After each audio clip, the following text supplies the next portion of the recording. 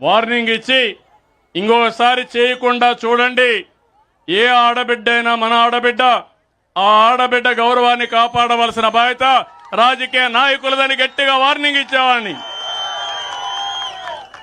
నువ్వేం చేశావు? ఇంటికి వెళ్ళాడా? పరామర్శించాడా? అన్నాడు ఇంకో మాట, అవసరమైతే మా వాళ్లకు చెబితే ఇండల్లోకి పోయి లేపేస్తారన్నాడు. రెఫా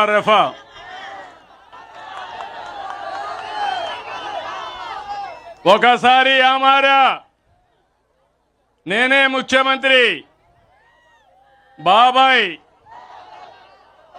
గుండెపోటు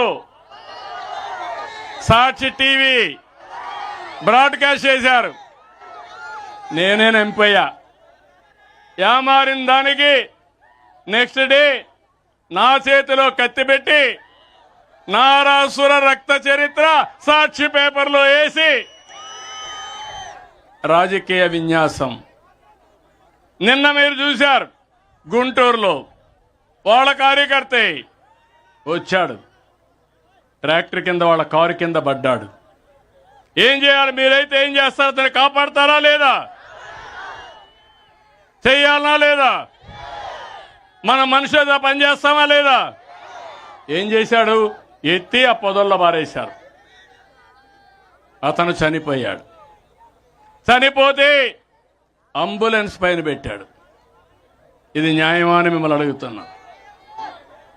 నిన్న మీరు చూశారు బంగారుపాలెంలో మార్కెట్ కమిటీ ఉంది, అక్కడికి వెళ్ళాడు. అక్కడ వాళ్ళ మనుషులు పెట్టి దౌర్జన్యంగా మామిడికాయల ట్రాక్టర్లు లాక్కొని వచ్చి రోడ్డు మీద పోసి ధర లేదని విన్యాసం చేశాడు. ఇప్పుడు ఏం చేశాడంటే దానిపైన దుర్మార్గమైన కార్యక్రమం. అక్కడ వచ్చిన వీడియో తీసి నిన్న నెల్లూరులో పెట్టాడంటే నెల్లూరులో బంగారుపాలెం మార్కెట్నే తీసుకొచ్చి అతను ఫేక్ వీడియోని ప్రదర్శించాడంటే మనిషి అని మిమ్మల్ని అడుగుతున్నా.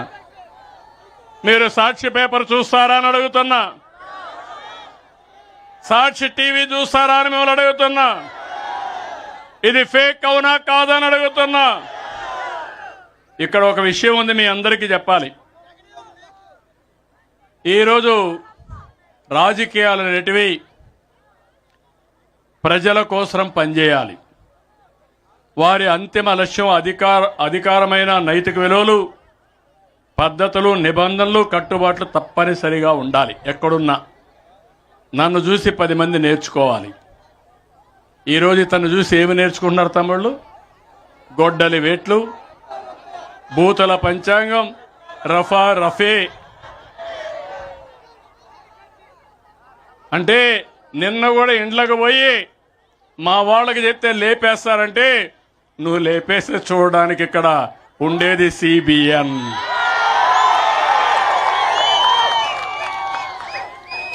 గౌరవించా, ఎంతో మంది వ్యక్తులు చూసా. ఇంత మునుపు మీరు చూసి తీవ్రవాదుల పైన పోరాడా, ముఠా నాయకుల పైన పోరాడా, కమ్యూనల్ వైలెన్స్ తెచ్చే వాళ్ళపైన పోరాడా. పేదవాళ్ళ ప్రాణాలు కాపాడడానికి, మీ ఆస్తులు కాపాడడానికి నేను చేశా.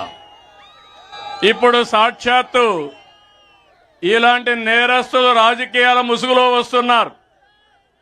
ఇప్పుడు నేను ముందు నేరస్తుల రాజకీయ ముసుగు తీసి నేరస్తుల్ని నేరస్తులుగానే పరిగణించాలి, అవునా కాదా అని మిమ్మల్ని అడుగుతున్నా. చేయమంటారా లేదా అని మిమ్మల్ని అడుగుతున్నా.